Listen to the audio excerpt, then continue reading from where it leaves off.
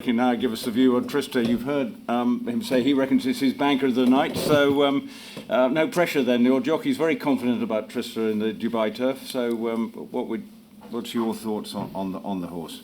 The first is that's what you always want to hear as your jockey, with that sort of confidence. With his run style, you have to have confidence to ride him, and that's what William and the horse have both got with him, one another. William rides him at home plenty, and so he knows him inside out. He knows his little idiosyncrasies, but to go into the race on World Cup night, you want your jockey to be confident. And how is the horse? I mean, you heard William really singing the horse's praise. When did you first think, right, we might have, as he said, potentially the real deal? Well, we can all go back to the synthetics last winter. What he achieved there was something we hadn't seen on Neil Weather before. He improved with every run, and it is more his run style was the exciting part about it. The fractions when he won the Easter Classic was certainly flagged up the following day. That day and the following day as being some of the quickest fractions they'd seen for the last quarter in a race in the UK there. So we got excited, and we everyone was obviously posing the question: can he produce that on turf? Quite rightly so, and we took the decision to go to Sandown, and it just didn't materialise that day, and we all came away, and needless to say, a lot of people jumped on the bandwagon and said, well, he's not a turf horse because he hasn't done it. But to be fair to the horse, his run style is, as we all know, is a hold-up horse. That's not a Sandown typical style of race. A small field probably as well as a contributing factor, and more importantly, I think, to be fair, the horse he'd been on the go all winter as well, so they're not machines, they need a break, and that's why we didn't want to try and chance him again there on the turf. We said the horse deserves to have a summer break, and that's what he had. And in the lead up to Saturday, has it been a trouble-free preparation, and you feel you've got him as in the form of his life? Sure, yeah, no, I don't think he can have a better platform to go into the race on his two starts out here. Like you say, he's really started training him. He went to Chelmsford, obviously had that run round there before we brought him out, and then we gave him a nice break after the Chelmsford run, so we just didn't start winding him up really until middle to end of January. So he came in very fresh into his first race there, and he showed that in the Dubai Millennium. Came out of that race very well. It was whether we did question whether we go to the Jebel Hatter, but like I say, just because he hadn't had, he had such a break after Chelmsford. Myself, John Ferguson, and His Highness said we ought to look at the Jebel Hatter, and timing-wise, it's exactly the same as where it was last year when he went to Kempton. 10 days later, he then went and won the Winter Derby. 2.5 weeks later, he pitched up and won the Easter Classic. So on timings, it's exactly the same. We went to 10 days later, we turned up at the Jebel Hatter. And so I'm hoping that history will repeat itself on last winter. But you look at this race, it's not going to be handed to you on a plate. No. With Interlac, to name one. No race is handed to you on a plate World Cup night, unfortunately. But obviously a great disappointment that it didn't turn up. Hopefully the horse just recovers from his setback there, and we see him in the UK. But there's still plenty of strength and depth in the race, and I think more importantly is as William picked up earlier, it's going to be a different pace angle to what we've probably encountered with Trista before. He's been around. They've always gone steady, and it suited us because he's got an exceptional turn of foot. But they won't be going steady on Saturday, that's for sure. So there's plenty of pace with Saeed's filly. He's always ridden handily, and I say Interlac, you've got Gamble is probably going to go forward to help Interlac along. So on a scale of 1 to 10, how optimistic are you? For sure, it's my best chance of ever having a winner on World Cup night, and I couldn't be any happier with his preparation. So I've got no negatives whatsoever. Horse in great form, jockey's in great form. So it's all positives. So it's 10 out of 10. We'll give it a 10 out of 10. Okay. Just for the press. You don't want to see a weakness, do you, going into World Cup night? Yeah. What about any of the others? Okay, best night, just a quick sum up your other runners. Yeah, I've only just got Jungle Cat, who again, I was delighted with his run in the Maidan sprint. He had his first start off a long layoff there back in January, and won very impressively over 6. We we contemplated on what to do with him, but fortunately we had a horse called Baccarat that was coming along nicely as well. So the natural progression for Jungle Cat was there as a 6-furlong handicap option again, but we ran Baccarat in there instead, who went and won that race. So it left the path open for the Jungle Cat to head towards the Maidan Sprint, which I was very pleased that run. He dropped, that was his first time dropping back to 5.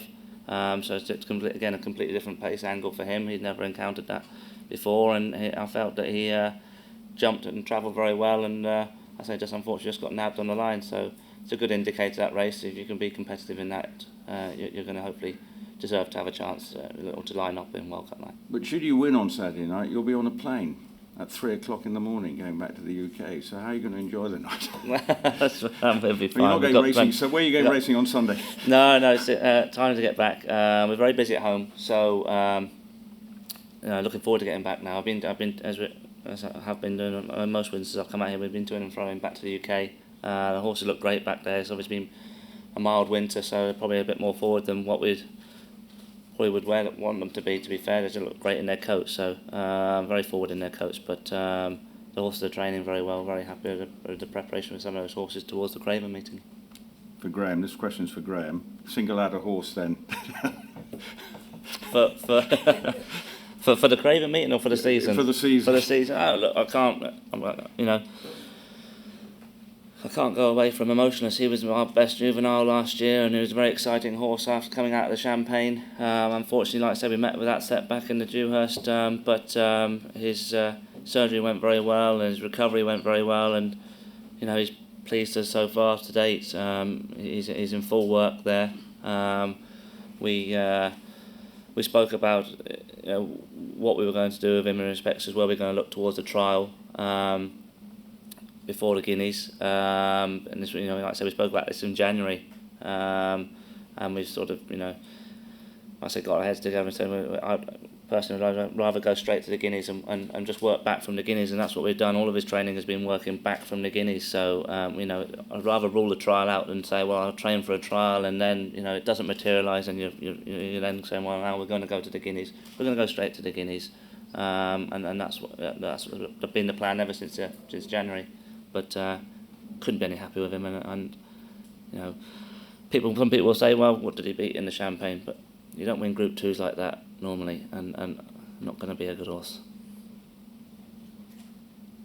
Anyone? Marcus? Yeah, Solo won that race last year, the Christmas race. Do you see him doing what he, not maybe emulating exactly what he did in Europe, but is that on your mind, some of the top mile races? Yeah, I mean, I think the thing again, we'll get over the first big hurdle on Saturday night there, as we spoke, and as William mentioned there.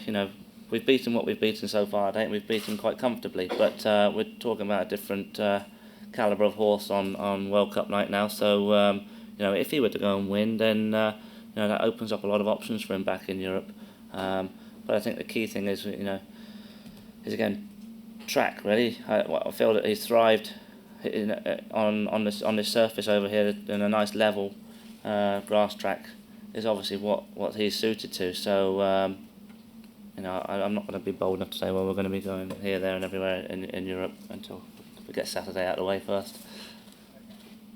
In regards to that, Solo ran here and then obviously the England race go. And then you were saying that we need to give horses a break. I mean, what sort of campaign are you thinking about? I mean, is he going to get a break, or do you see him? I mean, has he got a constitution to go through the whole? Yeah, well, this is something we're let the horse tell us. I mean, he's just, on all evidence so far, he's a horse that's thrived during these winter months, as we call them. January, February, and March, whatever climate it is. So, he might just tell us after the World Cup night. He might just need that break, and if he does, then if he goes and wins, we're quite happy to give him a break, and there's plenty of options for him in Europe and around the world. There's he'll open up a lot of doors for himself should he to go and win on World Cup night. Sorry. Did you think he has like the constitution to keep on month after month? I don't think, because he put so much in. When you put those fractions in those, I'd say In the Easter Classic, it was well documented. Those times for the last 2 furlongs were exceptional. He clocked up the same times when he won the Dubai Millennium, and then the last half mile in the Jebel Hatta was an exceptionally good time as well. Although he looks as though he's doing it easy, he's putting a lot of work into getting that speed up. So I'm not going to say he's going to need a break. Yeah, for sure. You can't keep that up month after month. So in respect to your question, yes, he will have to have a break at some stage. Charlie, before the race at Newmarket, there was a lot of confidence that Motionless would really give the favourite a race, and just there's one bad run there, no fault, little horses, and the market pretty much written him off for the Guineas. No, funny enough, I was just talking to William about that this morning. I see that it's Air Force Blue is 6-4 or something like that, and I mean, it's next best is 10-1 and 12-1 and 16-1 ourselves. So I think there wasn't pressure going into the Dewhurst. There was a lot of publicity, and it was good publicity, and that's what we want. As we've said before, we'd like to. Those are the days we want to get back to ourselves for Godolphin, and competing at the highest standard and the highest level, and taking on Ballydoyle and Cornwall. That's what everybody likes to see.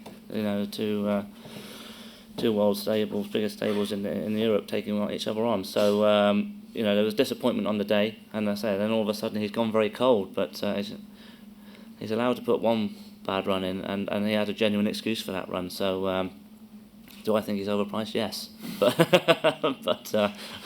I have a lot of confidence in the horse, and like I say, just the way he's wintered and what he showed us there as a 2-year-old. He's still showing every sign that he's as good and hopefully better now he's strengthened up.